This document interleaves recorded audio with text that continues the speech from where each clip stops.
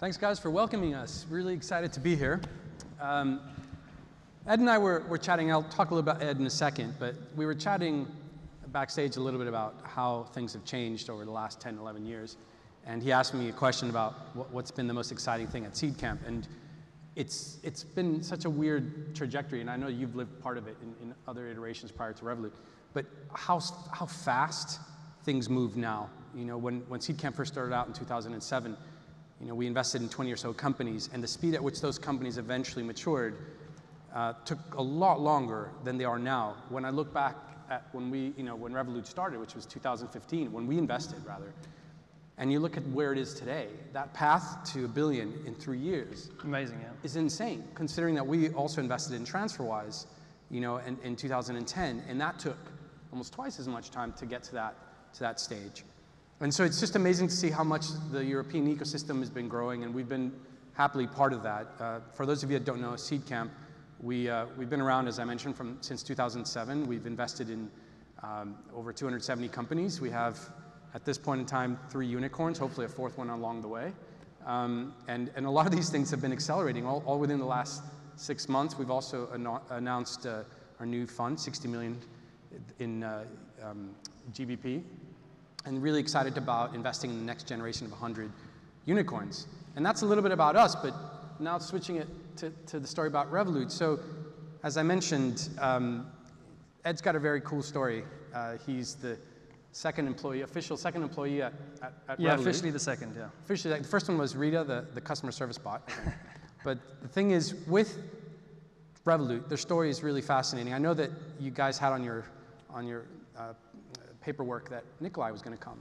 And unfortunately, he wasn't able to make it. He sends his apologies. But instead, what we're going to be able to get is some insight into how the founders work. So I think in some ways, this will be a lot more interesting for you guys, because we'll get insight how a company's built from somebody else who isn't in that driving seat necessarily, who can see and witness everything. And so with that in mind, you know, the story behind Revolut, as I mentioned earlier, is fascinating, how fast they've grown. We've been part of that journey, and you know, they recently raised a round of over $250 million, clearing them well into the $1 billion territory. And it's just been a great journey. Now, maybe to kick things off, and to give the audience a sense of what the feeling working like at Revolut is like, Ed, do you want to tell us that story about that interview?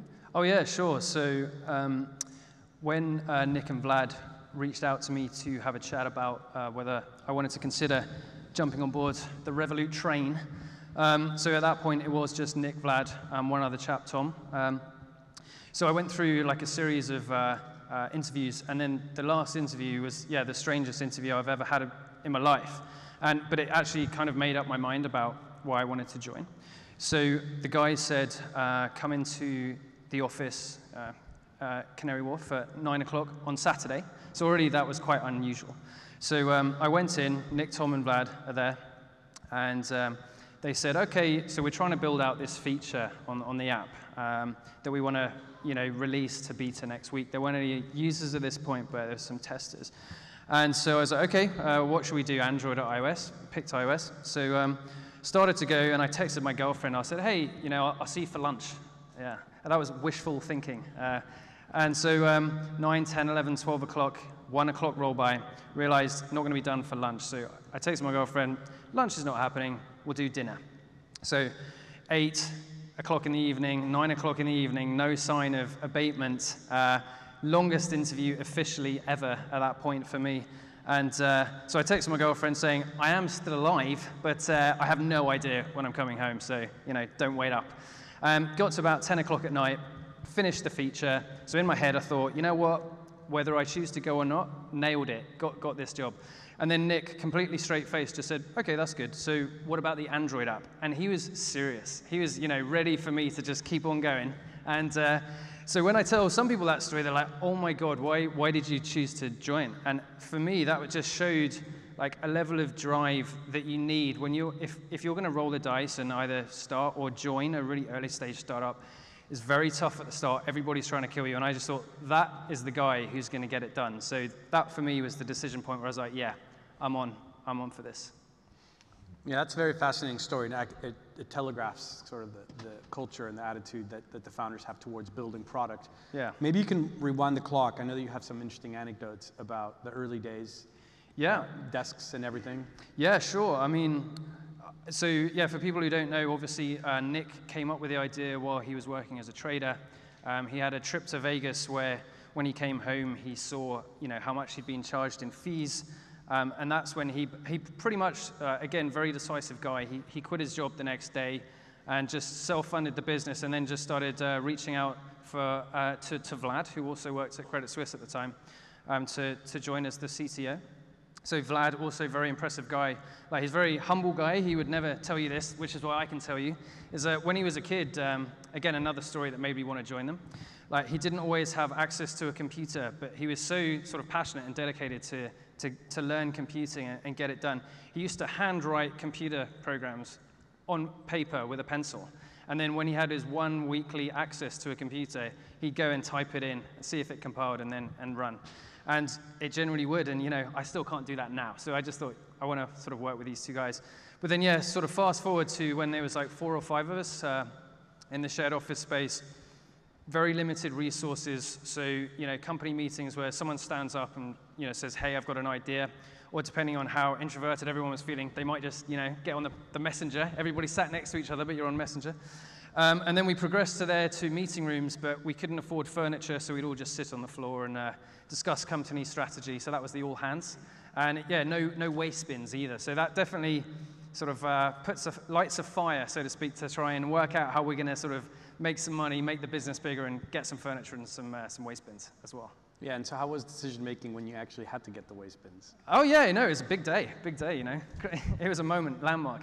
Yeah. And with that same level of frugality, you guys not only approached it to, obviously, furniture, but also to marketing. Yeah. And you had mentioned that there was a really cool analysis that you guys did regarding YouTube videos. You want to share that? Yeah. So there were, a couple of things that we did.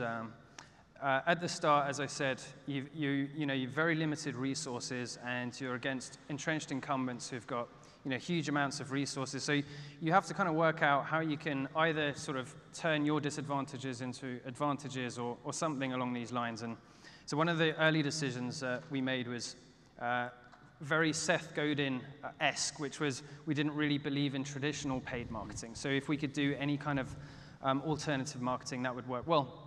And one of the things we wanted to do was also sort of look at people who have done really well. So, Apple, Amazon, and just try and take ideas that already work in the world and see if it would work in our ecosystem finance. So obviously, Apple famously sort of imbue quality in their products by the whole unboxing experience. So what we wanted to do is replicate that. We looked on YouTube. There are literally unboxing videos that have, millions of fans. People watch guys sitting on sofas unboxing stuff. Completely crazy.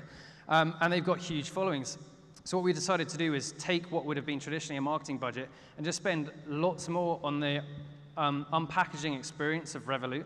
And at the time, a lot of our competitors were sending out stuff just in the brown paper envelope. So it was a risk.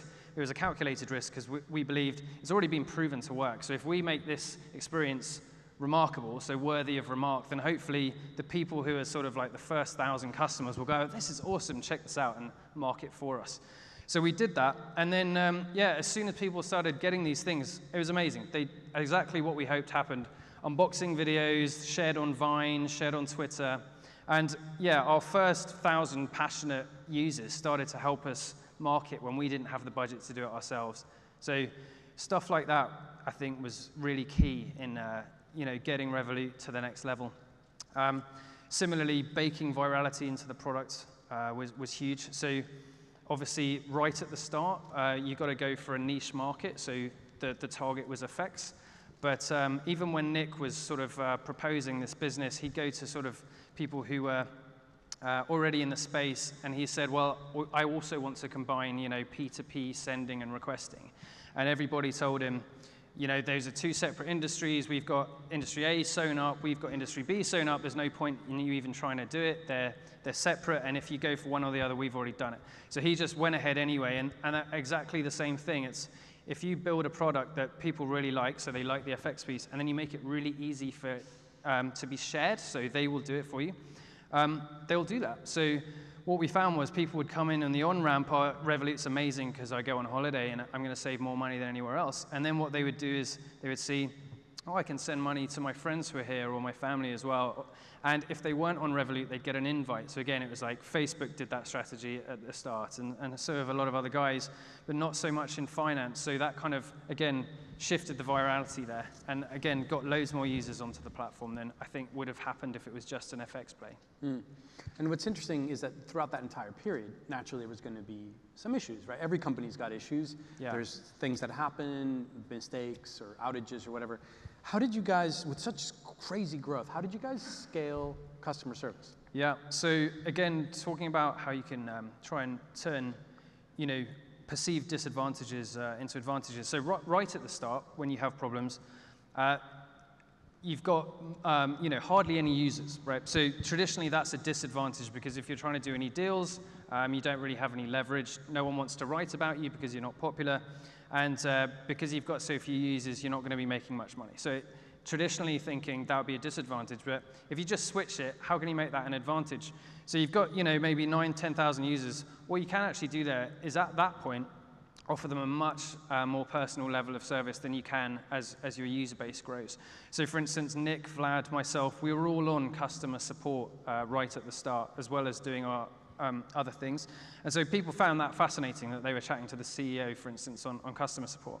But then the other thing that we would do is, because we had the time, all the reviews that would come into the Android and iOS app stores, we would just scan them every day. And where we saw someone having an issue or had a good suggestion, we would literally be able to get in a meeting room, on the floor, of course, no waste paper baskets, but say, right, let's do this now. So we go to our designer, he'd get it done in an hour, I'd code it up in a couple of hours, and we literally release a couple of hours after that, personally message that person and say, done. And, that is, again, remarkable. It's worthy of remark. So all these people are going, oh my God, that is amazing. So we turn that disadvantage, you have less users than an incumbent, to an advantage. They're never going to have the time to do that. Mm. And then as you get bigger and bigger, the problems become different. You can't offer that level of personal service, and incumbents have much more money to spend on customer support. So we had to, again, look at how we can try and sort of cope with that while we're growing. And so, yeah, that introduced Rita, which is our intelligent travel assistant. So AI, obviously, good zeitgeist play. We thought, again, when the press didn't want to talk about us, maybe they'll talk about us if we're doing an AI play. That did play out, so we were able to get press off the back of that. Rita, she's currently rated, I think, 4.5 customer support people rate her, which is pretty good. And yeah, I think she resolves 30 to 40% of all customer support queries, because again, when you're sat there actually on customer yourself, CEO, CTO, and the mobile guy, you do see that it actually does fall into kind of like a Pareto distribution. So, like 80% of the requests you're getting are about the same 10 or 20% of issues. So if you can sort those and automate them, then you can have a bit more time to deal with the others. So that sort of helped up to a point. And then again, you have to scale the department as you get bigger and bigger. Mm. So I wanted to move into the different types of products that Revolut offers, because guys, keep in mind that we're an investor in Revolut, and so I'm gonna be biased here to some extent, but on the one hand, it's amazing, the speed and the volume of different products, the wealth product, the insurance product. On the flip side, now if I'm going to play devil's advocate for a second, startups get fed the line of advice of focus on one thing, do that really well, and it would almost seem like Revolut's done counter to that. Yeah. It sounds like almost every month there's a new product that's released. It's actually part of the strategy, yeah. And so maybe walk us through that and how you guys prioritize which products to release when. You obviously launched Premium, that included several things, but when you launched insurance, now that you've launched, today they launched savings, you launched vaults earlier, yeah. Crypto and all these things. Maybe walk us through kind of, what was that thinking like about breaking that mold, which is worth breaking, but also how you prioritize things? Yeah, sure. So I think one of the things that helped was with Revolut, our goal was never to be like a current account, okay? It was to be an all-you-can-eat full-stack financial platform, we would say, if I was going to use some buzzwords. What that means is you're not boxed in, so if your goal is to be a current account, you're not going to consider cryptocurrencies. But for us, that is on the table. It's a financial thing. we want to be this all-you-can-eat financial product, that's game on. So that means that the scope is a lot broader, so we can consider a lot more things. The Revolut strategy is very much sort of based around the sort of evolutionary approach, like Ray Dalio talks about in Principles. It's basically, you have this we had this end goal of what we wanted to get to, but as we're going along, we will see, right, this is where we should be going next, and it was very much like that. If you were crypto, that was like a 2-year odyssey, so we actually prototyped an early version of what we eventually released in 2015. But actually, the technical side wasn't the problem, it was getting partner buy-in. And so internally, we had a lot of belief in crypto, and not just the blockchain, but the actual assets, so Bitcoin, Litecoin, Ether. And we definitely wanted to include it, and we basically wanted to remove the stigma and show people these can be just like another currency. Very difficult to do that, though, if all your partners are telling you, if you do this, we're not going to part with you anymore. So then it started this kind of 2-year journey to get crypto over the line. But every single product decision is based around 2 things, I would say. Is something difficult to do currently now in finance, and we can make it either easier or cheaper. And it's like those 2 things will always drive the product decision. So crypto, it was very much making it easier. Trading, we'll be launching a trading product. That's very much around making it cheaper and easier. So it's always those 2 things. Can we make it cheaper, easier, or both? And so, yeah, every single one is, okay, now here's this list of things we're looking at. Which one can we have the most impact in first? And we just tick them off like that. Yeah, but if I keep on pushing on that question, I think it becomes, you have such a menu of services that it becomes hard to market any one of those services as an alternative to whoever the incumbent player is. So how do you guys think about that? Well, how do we approach marketing the different? Yeah, because to some extent now you have a product which is simpler, cheaper, faster, Yep. but at the same time it's subsumed within a larger product, and then that needs to be advertised as a... Yeah, sure. So again, talking about the sort of Seth Godin approach to marketing that we use, we would very much target niches. So we would never sort of drop Revolut into like an enormous, like if you look at, I mean, it's the apocryphal story of eBay, I believe, is they had the vision of being the global sort of marketplace for that kind of thing, but they started off with Pez dispensers, right? And just targeted users who were passionate about Pez dispensers. They had a magazine around Pez dispensers, and so those guys are going to talk about Pez dispensers. So for every one of our products, what we'll do is we won't just try and market it to everybody or just do a tube advertising campaign or anything like that. We will go, first of all, who really wants this? Who are the passionate people about this? Where is our first 1,000 users going to come from, the early adopters in any one of the products? And we essentially market it as, you know, to them as a different product. And then what we find is when they come on because of that, then they start to gradually go, oh, I can do something else in Revolut. And then the app kind of cross-sells itself. So we had a lot of people who came on for the FX piece, but then they started using it Venmo style for like paying their rent to their friends and stuff like that.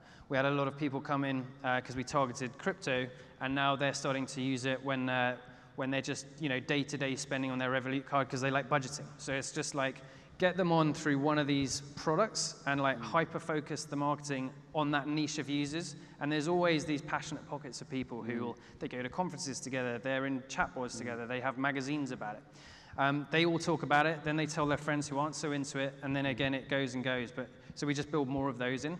Well, that's great. And I know that we have about a minute left, and on that note, maybe you can leave the audience with top 3 tips to think about as you're scaling your company to unicorn status.